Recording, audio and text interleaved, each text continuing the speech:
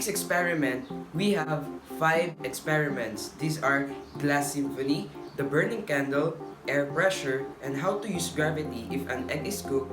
Fork and spoon defies gravity. While on chemical experiments, we have water fireworks, floating egg, orange fizz, copper reaction, and blow up balloon. After this video, we will show you our footages on how we executed these experiments. So, ang tinatawag na itong experiment ay air pressure. So, meron kami mga materials na gamit. So, ito, hot water. Then, ito naman ang lata para masalin dito yung hot water. Then, ito namang Tupperware ay cold water para malagay dito yung uminit. So, sasalin ko ngayon. Sasalin ko ngayon yung hot water. So, ito sasalin ko ngayon.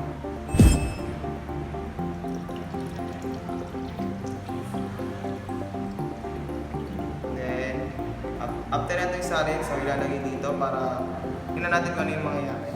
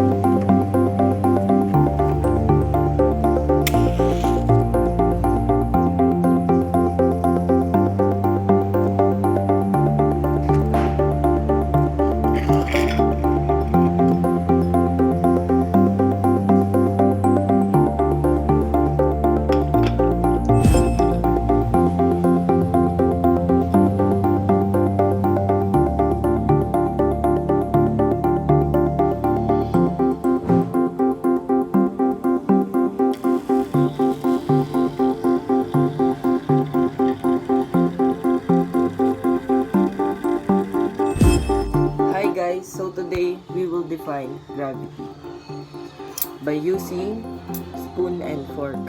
All you'll need is 4 things. First, spoon and fork itself. Second, drinking glass. Any drinking glass will do. Third, toothpick. At least how many pieces or a match stick will use. And fourth, lighter or a match. So let's start. First, you will do this. There.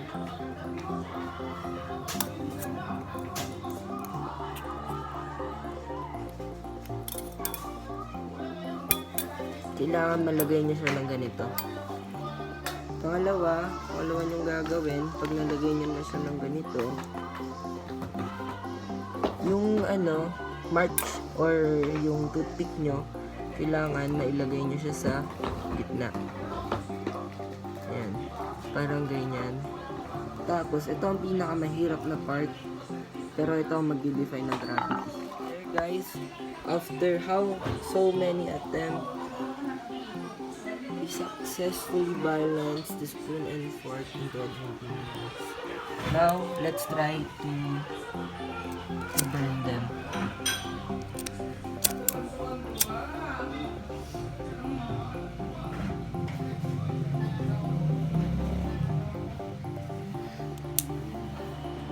By this way, the gravity will be defined.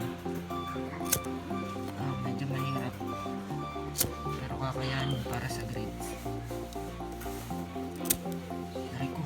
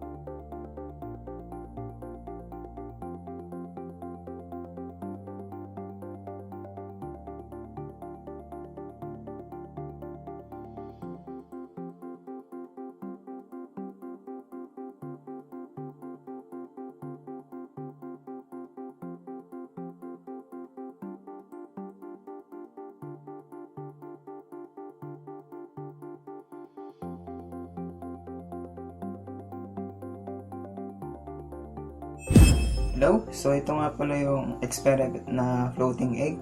So meron ako ditong tubig, dalawang egg, tapos dalawang baso na may tubig. So itong cup na to, dito natin ilalagay na isang egg. Titingnan natin kung lulutang ba siya o hindi. Then ito namang baso na to, kung lalagyan din natin ng egg kung lulutang ba o hindi. So ilalagay muna natin dito yung sa baso to kung lulutang ba hindi. So hindi siya lumutang, umubog.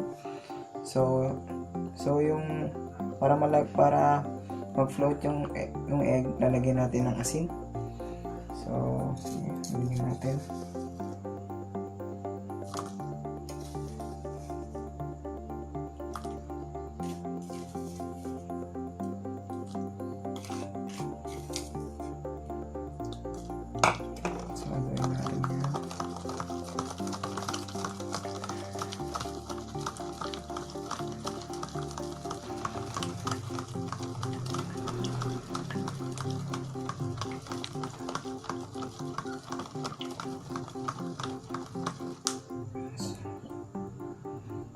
So yun, nahalo na ngayon yung tubig na may asin. So next natin gagawin ay ilalagay natin magsasalo muna tayo ng tubig para tingnan natin kung lulutang ba talaga yung egg.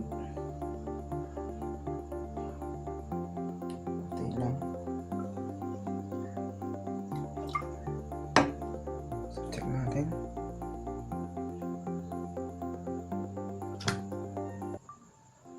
So, nakita naman natin, no, na itong egg na to ay nag-float.